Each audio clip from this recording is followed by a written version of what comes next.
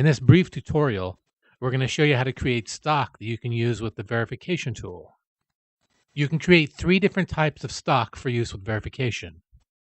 One is an extruded profile, the other is a solid model, and the third is a facet object, such as a imported or generated STL file. In the first example, we're going to use an extruded profile.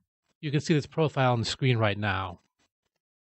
When creating stock from an extruded profile, it uses a level for the base of the stock and the profile top as the top of the stock.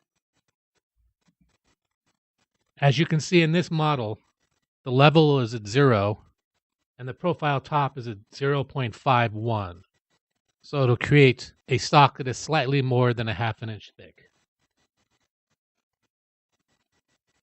You can use utility display modes. Slide that onto the screen here, and set thickness to give you a preview of what the stock would look like.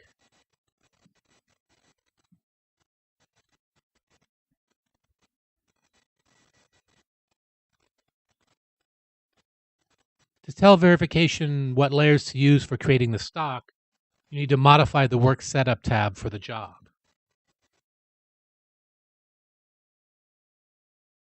Go to Work Setup and select the layer that you want to use.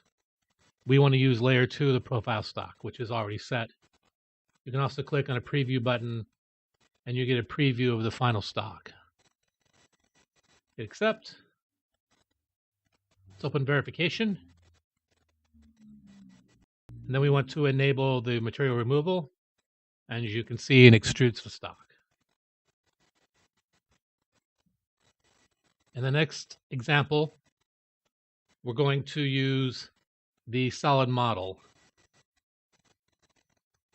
This is a solid model, and all we need to do is tell verification which layer it's on. So we can see it's on layer 1. You can pick it from here if you want. And hit accept.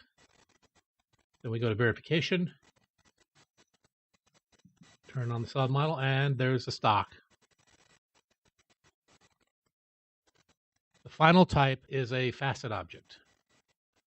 This facet object was actually created using the solid model stock.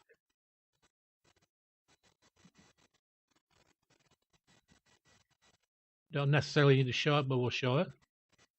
This is an STL file. Doesn't necessarily need to be seen to be used, so let's hide it. Go to Work Setup, and we want to tell it what layer it's on.